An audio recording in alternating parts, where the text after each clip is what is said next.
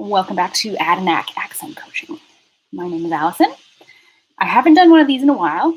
Just been a little bit busy, but I have a thought that I want to share today, and that is, how come north and south end on sounds, but when you make them into their two-syllable counterparts, northern and southern, not only does the TH in the middle change voicing, it's now in the middle, it was the end before, but the vowel in southern changes from south. So I'm gonna get into that today.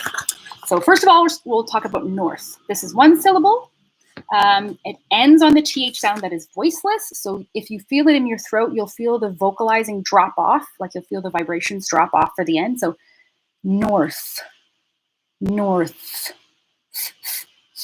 You have that little bit at the end, north. Going into northern. So it's going to sound like this now, northern. So instead of the voiceless TH being the end of the first syllable, it's actually going to be the beginning of the next syllable. So we can split this word up by saying it like this. Northern, northern.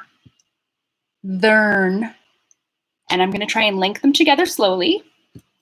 Northern, northern, northern, northern.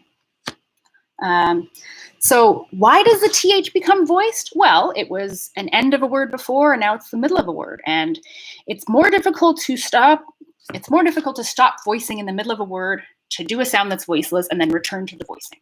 We have plenty of words like this, but northern and southern are not those words. So we're maintaining the voicing in the middle so that there's voicing throughout the whole word. There's no switching between voicing. Makes it easier to say. So north, northern. Now, if you have trouble with the R before the TH in north, as in one syllable, I recommend you practice northern, and then you can scale it back. So let's say you say north, you're missing your R, let's say, north. Let's say it's getting buried into the TH, or you're swallowing it, or you're just not doing it because of your accent. Now, let's say nor, gonna end on that R sound. Northern, northern. So now if you're able to say northern, let's scale back to do a voiceless TH as the second syllable. Okay, it's like this. Nor. So this is called whisper syllables. So we split up words into 2 or 3 syllables, and we whisper one of the syllables so that there's a break in between 2 other syllables. This is something that's used in speech therapy, but it's brilliant for accent training. So, nor, nor. Now I'm going to knit them together slowly. North, north. So if you have issues like that where the R is in a cluster at the end of a word and you're having the R disappear, try taking the letter or the sound after the R away and landing on the R and then doing the next sound as if it's a second syllable. This is helpful for your brain, and you can switch up which ones you're whispering just for the exercise, but in real speech, north will have that voiceless TH at the end. So now let's get into south and southern. So south has this diphthong vowel, goes ow, ow, at least in my accent, my Canadian accent, south, landing on that voiceless TH, south, south. Now we're going to make it 2 syllables. It's the sow part of it changes to sa. So now it's not southern, it's southern. So now we're going to put the TH into the second syllable again. Southern, southern,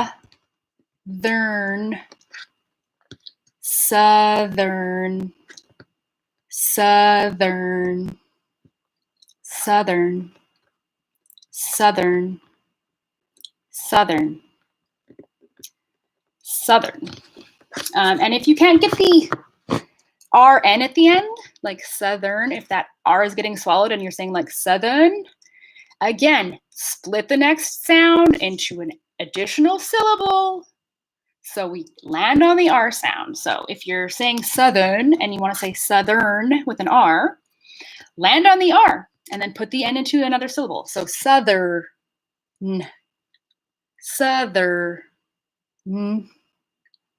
southern, southern, southern.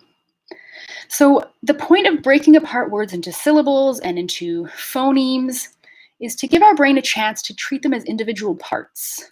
And our brain doesn't think of letters and writing and like that kind of stuff. Our brain thinks in syllables of sound, units of sound, meaningful units of sound, basically. That's what speech is. So why does South turn into Southern? Probably because it takes too long to say Southern, so it's just like worn down over time, like how people say New Orleans. They're like Nolans, right? They're not like New Orleans. They're like Nolans. So hopefully that was helpful. I'll see you in the next video, and thanks for tuning in.